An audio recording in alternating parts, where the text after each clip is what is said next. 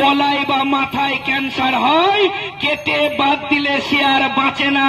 তাই এই রাজ্যের আর দেশের সরকারের মাথায় ক্যান্সার শুরু হয়েছে, পচন শুরু হয়েছে। এই সরকারটাকে যদি চেঞ্জ করতে পারেন, আপনার ছেলেটা কাজ পাবে না। কাজের লড়াই এই রাজ্যের মাটিতে।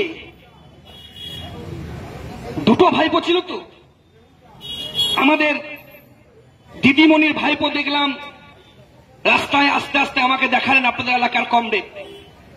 বিরাট বড় একটা বিল্ডিং তৈরি করেছে, বাড়ির সামনে হাজার হাজার পুলিশ দাঁড়িয়ে আছে। হরিশ্চন্দ্র স্ট্রিটে 35টি প্লট দখল করেছে। আমরা দায়িত্ব নিচ্ছি, 26 সালের পরে সরকার থাকবে না। জনগণের প্লট, জনগণের বাড়ি জনগণের হাতে তুলে দেবার দায়িত্ব আমরা নেব। শুধু তাই নয়, এই আপনাদের এলাকায় বুদ্ধদেব ভট্টাচার্য যখন মুখ্যমন্ত্রী ছিলেন, বেহালাই এয়ারপোর্ট হবার কথা ছিল। 72 কোটি টাকা দিয়েছিলেন রাজ্যের সরকার, 82 কোটি টাকা দিয়েছিলেন কেন্দ্রের সরকার। এয়ারপোর্টের কাজ শুরু হয়েছিল, তৃণমূল আসার পরে দালালি করে এয়ারপোর্টের কাজ বন্ধ করে দিলেন। আজকে আপনার এলাকায় এয়ারপোর্টের প্লেন উঠছে না।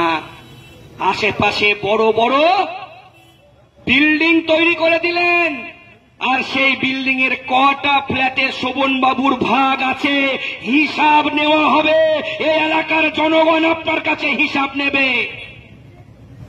আপনি বন্ধ করে দিয়ে ভাইপোর হেলিকপ্টার চালানোর জায়গা করলেন। এয়ারপোর্টে আপনার এলাকার ছেলেরা কাজ পেত, আজকে কাজ পাচ্ছে না।